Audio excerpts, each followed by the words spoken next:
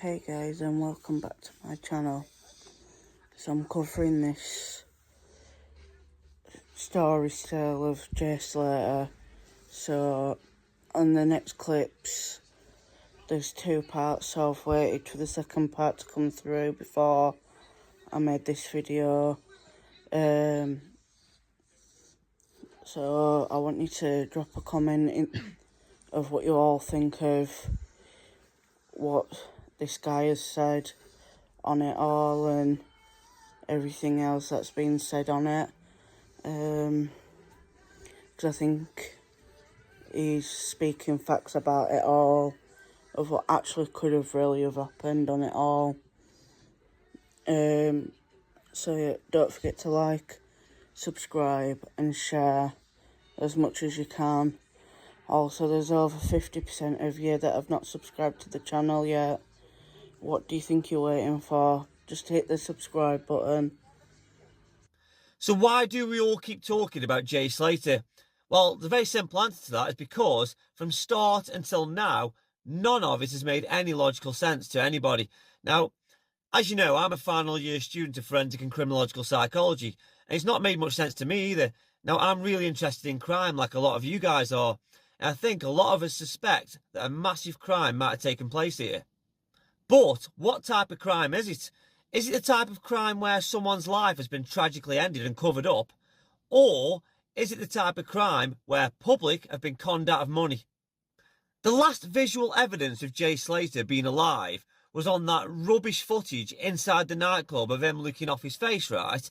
Now, He is speaking some facts there. Is the last known footage of Jay Slater was captured in the nightclub where he was seen attending to the NRG festival. Because that's the last CCTV footage of him being alive, if he is dead.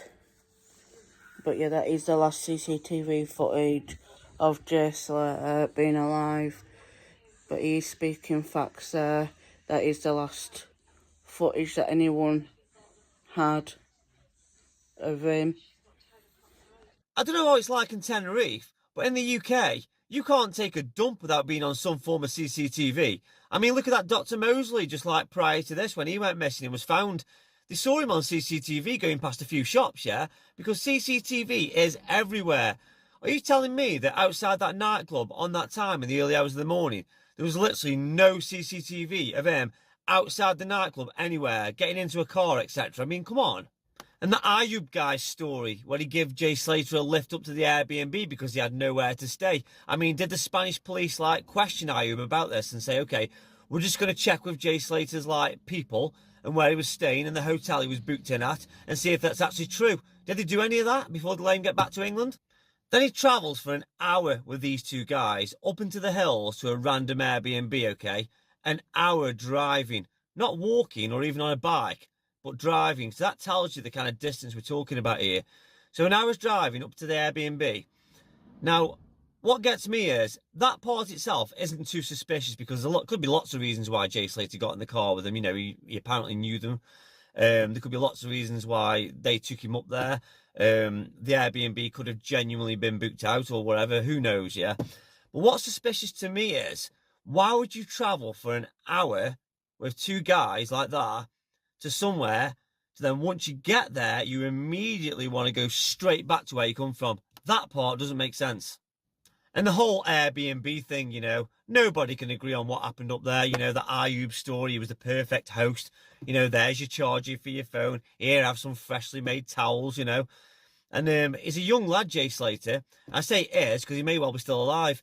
So he's a young lad, Jay Slater. And young lads these days, they're all over social media, aren't they?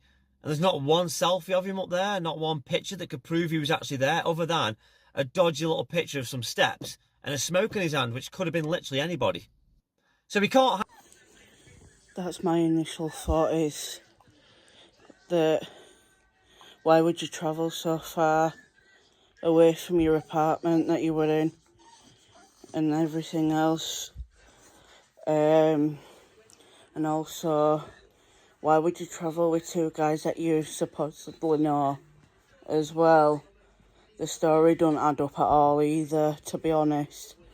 Is that 1 minute he don't know him and then next he does. That just doesn't make any sense at all of it all. Is 1 minute he's saying that he doesn't know him and then he does. And then what else I don't get is that the picture and the steps doesn't add up either.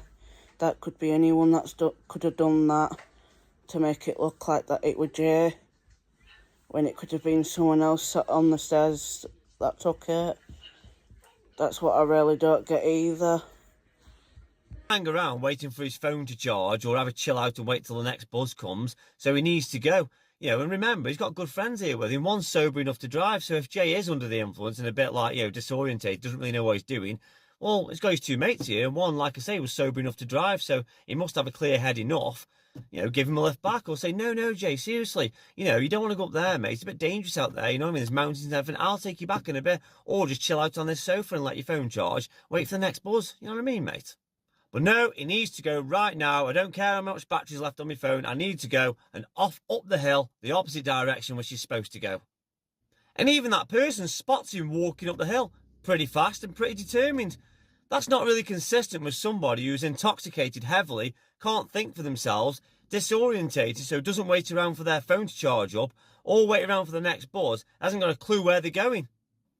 But this confident, fast-walking young lad suddenly veers off the beaten path for no apparent reason, and then has some conversation with like his so-called best mate, to say, oh, I haven't brought any water with me, oopsie, and also my battery's just on its way out, conveniently. Where am I? I haven't got a clue. I'll be all right. Actually, I'll head back to the road, to be honest, just to be safe.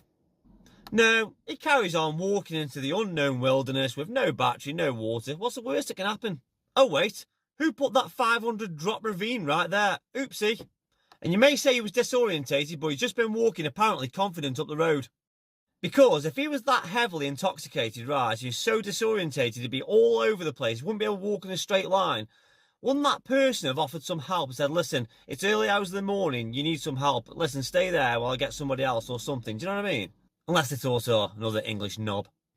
So the alarm's raised that he's missing. His good friend Lucy May, who's apparently got connections with the underworld, sets up a GoFundMe immediately.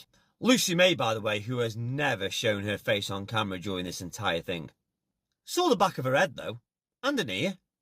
Good old Brad did an interview, didn't he, where he looked in absolute bits at the thought that he's lost his best mate, or worse. Looked a bit scripted, but that's just my opinion. And the fabulous Spanish... He's speaking some truth there. Why wouldn't Lucy show her face? I've said this from, I think, the first video that I did out second on this. Why wouldn't she show her face at all? She's obviously got something to hide about it all. And Brad's statement, well, what can I say? It don't add up at all either. And that goes for Lucy as well. I said this from, I think, either first or second video that I did on it all. But yeah, it's one of those. But if you've got naught to hide, why would Lucy hide her face on the interview? Because if you were that worried, you'd show your face in it all, and wouldn't hide your face at all on it all, and you'd won't be just showing it back of your head at all in the interview. You'd show that you're emotional and stuff. So drop a comment on what you think so far, guys. Spanish authorities turn up to comb the area where he last apparently was, and the first thing they do is go to that Airbnb and interview those pair. I say interview, this is the Spanish police. They probably more sat down and had a coffee with them and said, how's your holiday going, guys? And Ayub's like, Please, please, I hope to God you find him. Honestly, he's one of my best and closest friends. He means so much to me. We offered him a blanket, a charger, but he wouldn't listen. He just went. I feel partly responsible, but I'm not. But I'm just beside myself. Oh, and by the way, if you happen to find a watch on him, it's mine. Or, listen, that Jay is in a lot of debt. He's in some serious trouble with some dangerous people. So if I were you guys, keep out the way and keep searching. Do you know what I mean? And there you go. That's for your trouble. Well, guys, this is the area where his phone last pinged, so let's go sit in the car and tell everybody we're combing the area thoroughly. Actually, no, you guys go over there on that hillside and you guys go over there away from the area, yeah? And just get like searching around the reeds and stuff like that so we can put that on film so we can show everyone what we're doing. Just give it a few days, guys. Nobody will care less about this lad, you know what I mean? People go missing all the time. Just give it a few days and it'll all pass over anyway. Shit, this is getting a lot of media attention. Tourism, the economy. This is worth a lot of money. People aren't going to want to come on holiday if they think there's like gang stuff going on here, like trafficking, all that kind of stuff. What do we do? What do we do? What do we do? Well, firstly, we get Ayub and his mate back out of the country quickly so nobody else, like independent, can come and interview them further, right? Get them out of the way. Let's cover our backs, lads. And plus, they've probably got stuff to sell in the UK by now. Oh, God, no, it's all over social media. Every news outlet's on about it. What we're going to do? There's even social media personalities coming out to do their own light search. I mean, what the hell are we going to do? I tell you what, shall we show a little video, some grainy footage of people by a boat early in the morning, like, start something? We'll just keep it as a search for now, yeah. People will definitely lose interest after a while. You know, we'll be all good, don't worry. Everyone will be in the clear. We can all go back to our lives, yeah? So just give it a bit of time and it'll all die down. Right, okay, it's been a few weeks now and people aren't booking holidays in Tenerife as much as they were. We're losing lots of money by the hour, yeah? And the Spanish government are on our case now. Sort this out, lads. Okay, it's been 29 days and I'll tell you what we'll do. We'll go back to the area close to where his phone last pinged because if he had like 1 bar of battery and no water and he was like disorientated and all that, he wouldn't have got very far, would he? So we'll just go back to there and pretend we missed it. So the Spanish government are putting pressure on the Spanish police. Well, you just find some remains somewhere. I mean, it must be like a bloody graveyard up in those ravines by now. Plenty of people have gone missing. Right, okay, let's give the family and more importantly, the paying tourist public some closure. We've found some remains. It looks like it's probably Jay. I mean, his possessions were right next to him conveniently, so we'll go with that narrative. It's been 29 days, so there's no usable tissue left on the body to like reinflate, i.e. fingerprints, etc. So we'll just tell the family, yeah, by our coroner under our authority, it says DNA. And of course, his parents won't be able to see him in such a state, so he'll have to go by our word. It's his DNA. End of. Don't forget to keep the GoFundMe going, yeah, Lucy, because there's going to be a funeral coming up and people want more holidays as well. Family members and all that want to come over. Do you know what I mean? Just keep it going. Or he never passed away in the first place and it was all a big cover-up and he's still alive. And also, what happened to that watch? 82 grand's worth of watch. I mean, that's never been found or talked about since. I mean, in the UK, you get put in the pages of your local paper for nicking a pack of ham from Sainsbury's. You know what I mean? So Debbie Duncan does an interview for The Sun, okay, which she gets paid for. She wasn't forced to do it. So it's back in the public domain by her choice. So that entitles everybody to have an opinion if they want one, okay? It's just the way it is.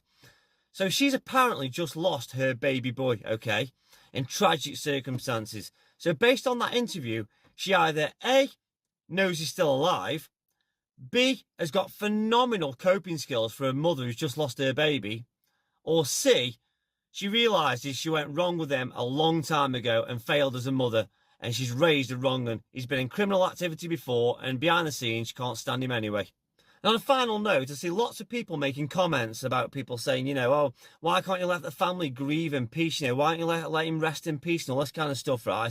And that's fair enough, that's your opinion. But what you can't do is start slating somebody for having an opinion, right, which has been put in the public domain by Jay Slater's closest, nearest and dearest. They've put it in the public domain in the first place, which entitles people to have an opinion. It's not damaging to the family because it's up to them what they read. If they go on social media, they choose to do that and read whatever, that's their choice. No one's forcing them to. So if me or other people on TikTok or whatever want to put their opinion on their own post on their page, we can do that. It's fine. We've all got an opinion, yeah? And also, there's a lot of public that don't actually believe that he's passed away, that his life was ended. They believe he's still alive. So when you say, oh, why can't you just let him rest in peace? And why can't you let the family just grieve? Because a lot of people are still debating whether they're actually grieving or not. You know, whether he's actually been passed away or not. You know, he could be still alive. Maybe one day we'll all find out the actual truth about what's gone on. You know, there's been cases before that have been way, way stranger stories than this that have been totally unbelievable and have turned out to be true. He's speaking some truth there. He's with the Spanish Civil Guard. They've obviously not combed it thoroughly and made it look like that the woman clearly the one, because otherwise they'd have found the body straight away, or the sniffer dogs would have picked up a scent of Jay in that area, which clearly they didn't. And obviously they just weren't all that bothered or anything else. And he's speaking truth there as well on it all. They've obviously had the Spanish police on arms because there's a lot of people were speculating about it, that they weren't doing too much, and as soon as there were hardly any people going, that's when they've put it on a worm and got them to do a proper search after 29 days. And as for Jay's mum, well, before that, this clearly went with the body.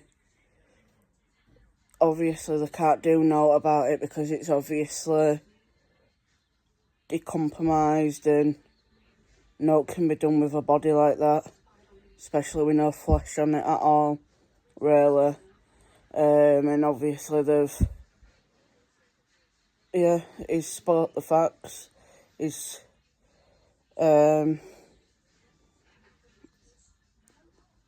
they've obviously told their parents that it is him when clearly it couldn't be, or they just can't get no off of him. And then as for Jay's mum, if they didn't want all this attention, then why post it on social media to get all this attention put on here? And everyone's just trying to speak the facts and their own opinions about it all. Guys, I believe that I finally know what's happened to Jay Slater. Now, not just on my own, but I've got a close contact in Tenerife who's given me loads of information about what goes on over there, the stuff that people on the street are not allowed to talk about or don't want to talk about for fear of repercussions. And also, this person has got a close personal relationship with a member of the Guardia Civil, so they know exactly what goes on from top to bottom. Now, this person is obviously going to remain anonymous for obvious reasons. It's too dangerous. This person has to live over there, do you know what I mean? But between us, we believe we've finally got to the bottom of this. Now, I will pre-warn you, this video is going to be quite long because there's a lot to get through, but I promise you all, by the end of this whole Jay Slater thing is going to make perfect sense. It's going to become crystal clear. Firstly, a quick mention about the police in Tenerife and how they operate, okay, because of all the corruption talk as well. So you've got three main divisions of police in Tenerife. You've got the local police, the national police, and the Guardia Civil. The Guardia Civil is like a military police, okay? But there's also a more lesser-known fourth division that no one really talks about, and they only operate out of mainland Spain. They come over when stuff is really bad. It's always focused, it's always targeted, they know who they're going for, they get in, get the job done, and get out. Now, these are heavy-duty guys, they're like a SWAT team, okay? And the locals refer to them as the ninja police, okay? They carry submachine guns. These are heavy guys. The local police, they tend to deal with like traffic stops and like minor infringements and parking and all that kind of rubbish in towns and centres and stuff, the low level stuff. The national police, they come in to deal with serious crime, okay? We know what that means. The Guardia Civil, they tend to patrol the motorways. They tend to be involved in like mountain rescue and all that kind of stuff, right? So what happens is they all have their own remit or area or jurisdiction. So if something happens on one of their patch or one of their jurisdictions, a crime, if it's another police that witnesses this or knows about that, they're more likely to turn a blind eye and not get involved and not even report it as a crime for prosecution. Having said that, within their own jurisdiction, Spanish police take zero crap. They've got a no tolerance policy to disrespect, okay? They all carry handguns and they've got their own ways of doing things, very different to the UK police. So it has been known before where Spanish police will arrest a criminal, and if they wrong the family, they will hand that criminal back to the family to deal their own justice. And also, drunken UK lager louts who've been arrested have been thrown into a cell which is resembles 4 brick walls with no amenities till the morning, so no human rights basically. And right through these 3 divisions of police, just like in the UK, you'll get certain members who are open to bribes. Also in Tenerife, you've got 2 types of mafia, a good mafia and a bad mafia. Now, the good mafia, I don't even know why they're called mafia, because the good people, they tend to work alongside local police, on a business level, making sure that businesses keep with their license agreements and shut at the right times, music pollution, all that kind of jazz, The good people, they look after women and children. Then there's the bad mafia. Now, I've got to be really careful what I say about this because I know too much about this, so TikTok could well take this video down because of this. But the bad mafia is what people in Tenerife will not talk about or daren't talk about, because these are really scary, nasty, dangerous people, okay? So if you were to go interview anybody in Tenerife, they wouldn't even admit that a bad mafia even exists. That's how bad it is. And they can walk past you in the street and you wouldn't even know who they are. Okay, they're responsible for all the narcotics over there, the trafficking, you name it. And they are not Tenerife nationals, okay? Now, the bad mafia used to be owned and controlled by a guy called Johnny Palmer. His life was taken quite a while ago, and then in stepped a guy. He's obviously speaking truth there. You can have the good mafias that look out for you, but you could also have the bad mafias that could literally take it from you. And yeah, I don't know if I'll be able to say the word, but yeah, I think everyone knows what the bad mafia would do if you get on the wrong side of them, or you do something stupid that you shouldn't have done, or if you owe them some money. But yeah, he is speaking the truth there about the mafias and stuff like that. But yeah, let me know in the comments what you guys think, as this is just getting interesting. And his son, I know the names of these people, but obviously I'm never going to say that. So these operate the bad mafia. These operate all the narcotics that go on in Tenerife, and they can also make people disappear. So, based on everything I've just told you, a Facebook post was put out in Tenerife by an apparent mule of this bad mafia, okay? Because he wanted the truth out there around the time of Jay's disappearance. Now, this mule worked alongside Ayub, Lucy May, and others. Now, my contact in Tenerife managed to screenshot this because it got taken down almost immediately. But they managed to screenshot the entire post, okay? Now, what I've done is, instead of putting the screenshots on here, you might struggle to see them or read them in time or whatever. So, I've printed them all out here, okay? I've printed them out. I'm going to read them to you as quickly as I can, okay? And when I read them to you, we'll speak after. Lucy May is not innocent at all. I am a close associate to Lucy and others in Tenerife and the Ibiza area.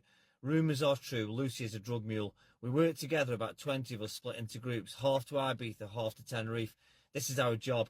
We get brought out every event or any month in general to deal. Depending on who you are, how long you've been doing it, or what you've done, you will get paid differently. Lucy is more the top dog in it. She gets paid 25 grand a month to deal and sell. About 10 of us get 14 grand, and new recruits get 5 grand. Lucy met Jay at a festival and started discussing with him over Snapchat about how much we make doing all this, how it's a luxury, and we basically live the life. Jay came along to Tenerife and met me and Lucy there. Lucy explained the dangers to Jay. If we mess up, we're basically gone. Our bosses take disrespect to heart and do not tread lightly. We know this from past experiences and what we've witnessed. We got dropped off backpacks of packs, estimated 17 grand to sell and dish at the festival, or in the streets in general. There was 5 bags, and we got given designated bag holders who would have the bag 24/7. Then take out however much anyone needed. Lucy had a bag along with me and also Jay. We separate into groups and go our ways to sell. Lucy then gets a phone call from Jay at about 3 AM Monday morning, him crying, saying he's lost the bag. Lucy didn't think anything of it until he told her that he's taken half of them for himself already and the bag was stolen. Of course, we all panic as our lives are at stake here. This is someone's business and we've lost them 6 grand. We go and meet Jay and Lucy tells him how she doesn't know what she's going to do or what she's even going to say. At around 5 a.m, our bosses ring, as that's the time they come to our current location to collect the remaining packages and the money. Lucy didn't tell him on the phone that Jay had taken half already and lost the bag on top of that. Around 30 minutes later, they come to collect and realise there's only 4 bags. We all get questioned, and that's when Lucy explains to him what Jay has done. He went back to his car and got straight onto the phone, and Lucy said to Jay, "See, I told you it'd be alright." About 2 minutes later, he comes back and tells us all to turn round. He tells us we either find them 30 grand right now or we're all getting ended. At this point, Lucy starts crying and tries to reason with him, begging him. Lucy tells him we haven't got that much money on us, and even if we did, we wouldn't be able to get it in time. The man gets back onto the phone and starts speaking Moroccan. He gets off and tells us the boss wants one of us until we get the money as collateral. We try again reasoning with him and offer him something else. After failed attempts, the man says he's taking Jay, as he's the one who's done the damage. After, Lucy was perfectly fine and stopped worrying all of a sudden. We all sat down and explained how the hell we're going to resolve this. Nothing like this has ever happened before. We get a phone call saying if we don't get them the money, then Jay's ending. Lucy said we are going to get into so much trouble and suggested we just go home right now, but we couldn't, as they now had people watching us from every step we took. We have never had this happen to us in all the years of doing this job. Our bosses do not play. They are dangerous people and do not give anything a second thought. We have no idea where they have him. Lucy then goes into Jay's bedroom and gets his phone that he left on charge. I can 100% confirm his phone was not about to die and was at good percentage. Lucy then starts explaining how people are going to realise and start ringing him and looking for him. We got a taxi and went to the deepest into the mountains, where Lucy opens Jay's phone and leaves it on the floor. We then drive back. At this point, it's coming up to about 7:30 a.m. We are still getting phone calls and messages threatening our lives. Lucy then phones Jay's mum and explains to her what he's done. She starts crying, saying, "I told him not to be fucking about out there," just basically saying she warned him. Whilst discussing how they're going to get the money, Jay's mum tells Lucy that they need to get the word out there, but we need to completely flip the whole thing. Lucy then calls the police and tells them that Jay called her, which he never did once, and tells them he's lost. Again, not true. It's around 8:30 now, coming up to 9, and still have no idea what to do. We haven't seen Jay, we haven't spoken to Jay, nothing. Then it starts up in the news and everyone starts showing support and love, and Lucy suggests we just get the ones who are actually supporting to just donate to find him. As Lucy said, we aren't spending none of our money. Please bear in mind, we get paid about 75 grand every single month, depending on how good it is. Please, you must understand Lucy is totally guilty and his mother is too. I want no involvement in this. I came to work and get money and not to be dragged into a situation where someone I'm not even familiar with robs with the mafia. We're all at risk. We could all get ended at any moment. I don't know what else to say to make people believe me, but I hugely hope that you do believe everything. I've tried to say everything as it happened. So in conclusion, guys, the bad mafia took him, which is mainly made up of Albanians and Moroccans. Lucy May breathes a sigh of relief because now they've got him. It's just about the money and raising the money, which they can do that. Jay Slater's mum was made aware from these people from day one, as soon as she got off the plane, we've got him and we want this money. They all knew that the mafia were never going to release Jay. Never. And it's obviously true. Well, I don't know if it is true, but there is someone out there that is probably speaking the truth about Lucy May and knows a lot more than what they're letting on, and they just don't want to have the name put out there, so they've made this fake account to put it out there as well of what Lucy's really like. So yeah, I hope you can understand all that and stuff and realise what it could actually be going on there. But yeah, please drop a comment on what you think, guys. Would mean a lot. Because as a 19-year-old lad, he'll go out there and he'll probably start blabbing someone. They can't take that risk of him blabbing. So he was never ever going to come back, and they're all aware of that.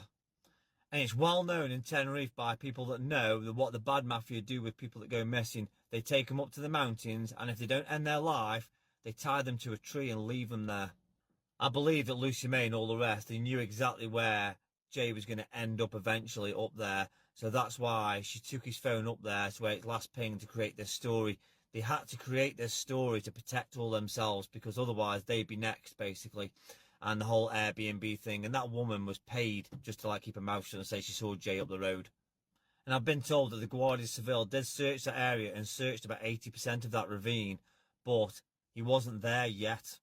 And I think within that 29-day period, that's when Jay's life was ended within the mafia at some point at that time. And then they've got a body they've got to get rid of to like wipe the slate clean, you know, wipe the hands clean. So what better time when the Euros are on, all focus of attention's in one place. And that Down the Rapids did that video, didn't he, capturing that like disturbance at night in Masca, which is totally like unusual for that area at that time of night, all the animals kicking off. I think that was them dumping Jay.